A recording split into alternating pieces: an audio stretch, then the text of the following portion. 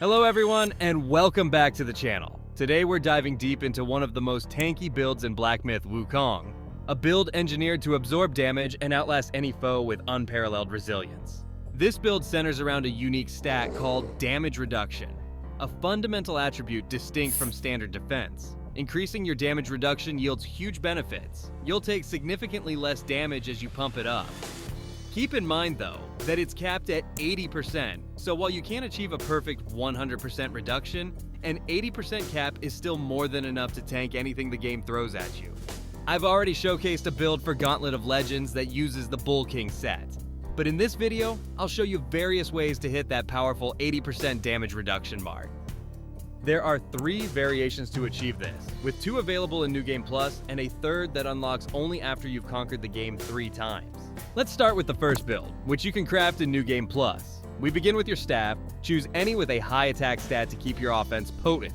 In the new game, you have access to 4 formidable weapons: the Jingubang and Erlong Spear with 135 attack, the Stormflash Lung Staff and the Qing Mallet with an impressive 140 attack. Keep in mind that the Qing Mallet is exclusively unlocked by completing the Collective Strength Challenge in the Gauntlet of Legends. Next up is the Wind Tamer Vessel. When equipped, it grants a 2% damage reduction, but when activated, it skyrockets your damage reduction to a staggering 50% for 20 seconds.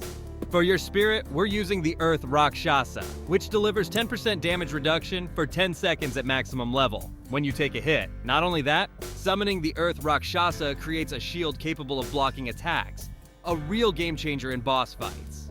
You can snag this spirit in Furnace Valley within the Flaming Mountains, while there's also the Spearbone Spirit offering a 3% boost on equipping. The Earth Rakshasa is the clear winner for massive protection. Moving on to armor, we're donning a 2-piece non-pure set. Exiting from your spirit form grants you 20% damage reduction for 6 seconds, and from transformation exit, that duration extends to 12 seconds. Plus, you'll conserve stamina for 10 seconds after transitioning, giving you a crucial edge in prolonged battles. For the chest piece, the Yin Yang Taoist robe is your go-to gear. It provides an extra 20% damage reduction when your health is above 50%. Your bracers of choice are the Vajra Arm Guards, which reduce the cooldown of all mysticism spells, paving the way for relentless offense and defense. Now, let's talk curios. The Boshin Sensor is a formidable curio that adds 15% damage reduction if your gourd is empty, and you can obtain it by defeating Redlong in Chapter 1. For the remaining curio slot, opt for any that boosts your attack or focus values. Steer clear of critical hit curios since this build isn't about crits. You can also equip both the Jade Moon Rabbit and Gold Sun Crow, which grants you a combined 3% damage reduction, so don't miss out on that synergy. When it comes to the gourd, nothing beats the Qingtian Gourd for damage reduction builds. This legendary piece refills itself in 30 seconds or less and can be purchased from Shen Monkey in New Game Plus once you've unlocked all 32 characters.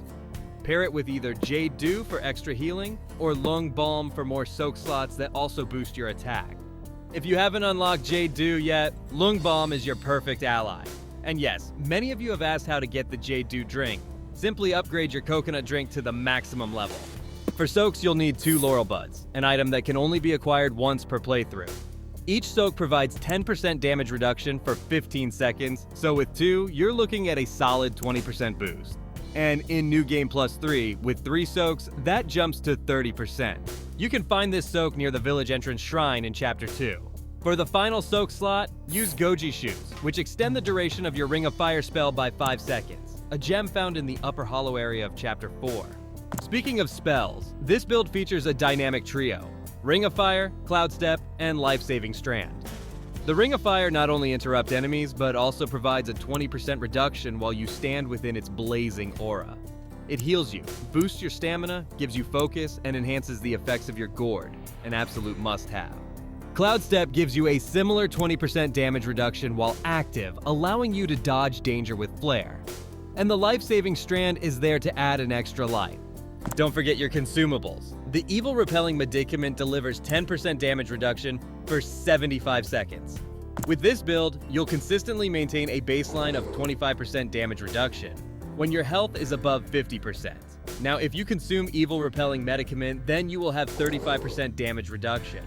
And a sip from your gourd can catapult that stat to an astonishing 70%. And after taking damage, boost it to 80%, all thanks to our mighty spirit.